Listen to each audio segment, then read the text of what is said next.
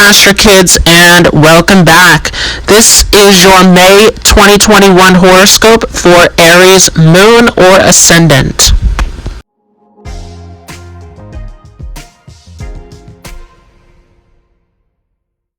So, starting off here in the month of May, on the 1st, we have Mercury shifting into the sign of Taurus. So Mercury is now leaving behind Aries, which is this very active, adventurous, lively energy that we discussed back in the month of April. So as we've been going through this transit of Mercury and Aries, there's been energy all over the place. This has been crazy as Mars and Mercury are not friends. Mercury and Venus, however, are great friends, and so as Mercury comes into the sign of Taurus, this grounds this energy, this makes this more practical, where this logic, this communication becomes much more grounded. We're able to navigate this energy much better here, where you will feel this groundedness coming into the month of May. Now, along with that, Uranus will meet up with the Sun on the 1st as well, for those of you who are following those 3 extra planets. And so this is an interesting energy as our consciousness is being exploded through this Uranus transit. So this is a great time for this flash of inspiration, this insight, where we can see these unexpected changes coming in through our consciousness, through our awareness. Now, moving forward here to the 4th of May. May the 4th be with you. Venus is shifting ahead into the sign of Taurus, where we'll meet up in this conjunction with Mercury. This is a great influence. Here we can see the communication style. We can see the way of conveying logic and understanding coming into this peaceful, more grounded energy, as Venus is at home here in the sign of Taurus and giving the support, giving the aid to Mercury as well. This is a great transit for practical thinking, for decision making, for negotiating, as we're going through this transit here of Mercury and Venus in Taurus. Along with that, Mercury is going to meet up with Rahu later on here on the 4th as well. This is a great position also, as Mercury and Rahu are friendly to one another to a certain extent.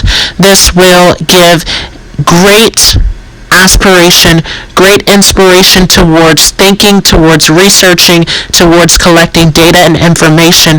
Remember that Rahu is a planet of obsession, and so Rahu is also connected to technology. It is connected to research, and so anyone who is planning on learning a new subject, anyone who is planning on doing deep research, anything that is involved in writing, this is a great time, as Rahu is going to blow up this Mercury energy, where this gives us a tremendous amount of curiosity, a tremendous amount of communication that we can use at this time. On the 13th of May, Venus will also meet up with Rahu. Venus and Rahu are great friends to one another. Venus, of course, because it is the planet of luxury, of beauty, of wealth, of attraction, and Rahu, again, being this planet of obsession. It wants more. It wants to gain something. It is an ambitious planet. And so Rahu and Venus get together, and the things that you want to achieve, the things that you want to gain and attract into your life, this amplifies this. This gives you the ambition to achieve these things that you would like. And so you can see, especially for those of you who have Venus placed in a good condition within your chart, this gives you the ability to acquire the wealth, to acquire the luxury, to acquire the possessions that you are looking towards throughout this transit here in the month of May. As we move forward on the 14th of May, the Sun will shift into Taurus, marking a new focus, a new center of consciousness, as we are putting our focus now into this more stable, more grounded, more peaceful energy. Remember that the Sun was exalted in Aries, where we had all of this energy, we had all of this drive, all of this liveliness. Now, as the Sun comes into its enemy sign of Taurus, this is where the Sun loses its energy, because remember that the Sun and Venus are not friends. So here the Sun is calmed down, is slowed down in the sign of Taurus, where this is a great time to to relax, to go inward, to ground yourself, to slow all of this energy down, and to really bring yourself back into the present. Moving forward here on the 18th of May, Venus will meet up with Mercury once again. So this is a huge time here again of this communication where we're using our speech in a beautiful, peaceful way. So this is great for communication. This is great for writing. This is great for negotiation. Any deal making that you are trying to get across during this time. Moving forward here on the 19th of May, the Sun will meet up with Rahu. So now we're getting closer to this eclipse season as the Sun is coming closer to the position of Rahu. And remember that wherever Rahu is, it is going to explode. It's going to give this illusion of this bigger image or this bigger illusion than what it may seem to be. And so here we want to be careful as Rahu can explode the ego. This can give a strong sense of self. And so this is where we can see a lot of ego issues coming up with Rahu here with the Sun. This is a great time for confidence. This is a great time for stepping up and moving forward, taking the risk, taking the action to get the things done that you want in your life. But once again, be careful of that expansion, that explosion of the ego that can take place here during this transit. Now, all of these planets of the Sun, of Venus, of Rahu, of Mercury are all going to receive a fourth aspect over from Jupiter and Aquarius. So this is really going to expand the knowledge, expand the insight. Again, with all of these placements, there's so much brilliance, there's so much practicality here where we can use this knowledge in a more grounded way, in a more practical way towards our goals, towards the things that we want to get done. As this energy is slowed down, it's calmed down here in the sign of Taurus. On the 23rd of May, Saturn will station retrograde, and we will talk about this in a future video.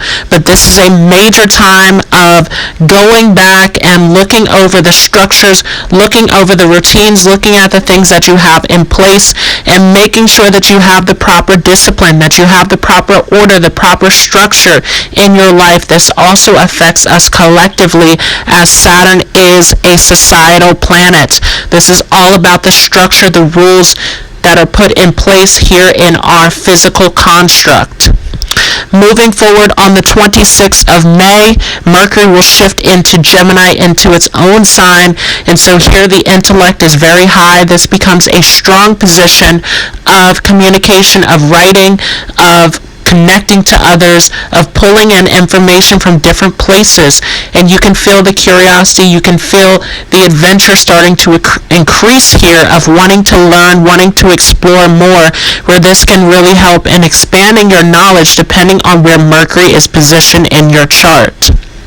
On the 28th of May, Venus will shift into the sign of Gemini as well, where it will meet up with Mercury once again. So again, this communication style of negotiating, of making peace, of resolving issues, of being able to make deals continues to increase here with this aspect, this conjunction between Venus and Mercury. On the 29th, we will see Mercury station retrograde as well. So we will get into that in a future video. A lot of major things that are coming here.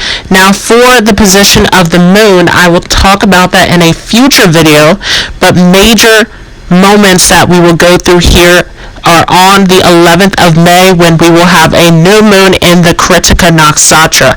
So this will fall at the end of the sign of Aries. And this will be an interesting one as it will be in a conjunction with Uranus. We will talk more about that in a future video. Also, we have the big event of the full moon lunar eclipse happening in Anuradha in the sign of Scorpio here on May 26th. So that is a huge event as that will shift us into eclipse season. Now, for those of you with an Aries moon or Aries ascendant, you will be starting off this month of May with the Sun and Uranus in your first house. This is closing out the Aries season, where this confidence, this individuality, this independence, this self-esteem that you have that is increased through the Sun in its exaltation in your first house is starting to come to an end. This Uranus activity will continue, of course, in your first house, where you can feel very sporadic, very energized, all of these surprises and unexpected things happening here in your reality. But as these planets start to shift and move forward, with Mercury first coming into the sign of Taurus, following it by Venus, which will meet up with Rahu later on in your second house. There's so much energy that is going into your speech, where you can use your speech in a very powerful way with all of this energy and influence. This becomes a strong position here of speaking your values, speaking your truth through that second house. And you can feel a shift, a connection towards your family, towards your loved ones, and a huge focus on your finances, where this can be a good time to focus on your income, on your money, of how you're going to bring things in through this placement, especially with Venus controlling your 7th house and Gemini controlling your 3rd house. This becomes a great time of using those communication skills, making deals, making negotiations, talking to clients. This becomes a huge focus where a lot will be going smoothly in this area. And also with the Sun, which will shift into your 2nd house as well, controlling your 5th house, this becomes a great time of using your creativity towards your advantage of making more money. So any projects, any skills, any talents that you are working on, that you're putting together, great time to present that during this month of May. Now later on, we will see Mercury and Venus shift into the sign of Gemini in your 3rd house. This creativity, this skill set continues as this all shifts forward into your 3rd house, the house of courage and skills, where this is a great time to, again, continue to use your speech, continue to use your communication skills, presenting these things in a huge way during this time, as this 3rd house is really going to give the courage to step out and present these skills and talents out into the world. This becomes a good time for any sort of writing or publishing that you are looking towards doing at this time. All of these skills can go very well with these positions. We will also have Saturn station retrograde in the sign of Capricorn up in your 10th house. This becomes a very interesting time where you want to review anything that you're working on, anything that you're putting together, making sure that everything is stable, everything is secure. Remember that Saturn is the planet of discipline, it is the planet of patience. So anything that you try to rush through, anything that you try to impulsively do, especially throughout this Mars in Gemini transit and this Mercury in Aries transit, you want to double check, you want to make sure that everything is secure, that you have taken the time to put everything together properly, that you're doing everything with the right steps with this Saturn retrograde. We'll also see Mercury retrograde in your 3rd house. Same thing, you want to double check, make sure that all of your writing, all of your publishing, everything that involves details is all well read out, thought through. Any sort of deals and negotiations, you want to look at the fine print, make sure that you have everything in order at this time. Of course, we will also have a full moon lunar eclipse and a new moon that we will discuss in future videos. Now, to end this off, I also pulled some cards for the month of May for those of you with an Aries moon, Aries ascendant. And the first card that comes up here is the 11th house. Once again, this is a huge time for gains. This is a huge time to connect to others, to put your knowledge, to put your skills out into the world through this 11th house of networking, through social networks and connecting. Remember that Jupiter Jupiter is deposited there in your 11th house through this transit of Jupiter in Aquarius. Along with that, we have the second house, again, huge hot spot for these planets, where this is a huge time to bring in wealth and security into your life at this time. Huge focus on family and values as well with this stack of planets in your second house. We have Neptune here as well. This is a great time to reach out for support through spirit, through your guides at this time, as there's a lot that you can manifest here. Along with that, the seventh house, which we discussed as well, as we have this rulership of Venus over your seventh house. This is a great time for partnership, for business, for connecting with others at this time. We also have the extra nakshatra. So Abhijit comes through as well, the nakshatra of victory. That is the 28th nakshatra, which we do not use in Vedic astrology. This is coming from the Chinese lunar mansion. This is an auspicious card of good luck and prosperity. Huge time where you can make some major gains through using your skills, through expressing yourself at this time. And we have the Danisha nakshatra, time to move forward on your purpose, to focus on your mission. Again, you want to make sure that you are sorting out all of the details, making sure that you are having everything in order the way that it should be through this Danisha nakshatra. Along with that, we have the Shravana nakshatra, where you want to speak your truth, to live in your truth, to listen to your higher guidance, this nakshatra being symbolized by the ear. And last but not least, we have the Libra nakshatra. Once again, this is a great time for acquiring wealth. This is a great time for persevering through your connections, through your communication, through your relationships at this time.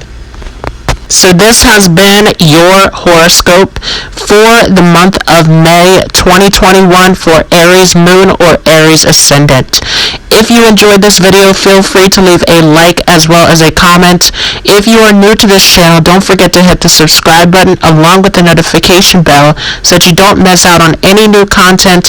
As you can see here, we have some major things to talk about, including a full moon lunar eclipse in the sign of Scorpio. So you don't want to miss out. Make sure to hit that notification bell.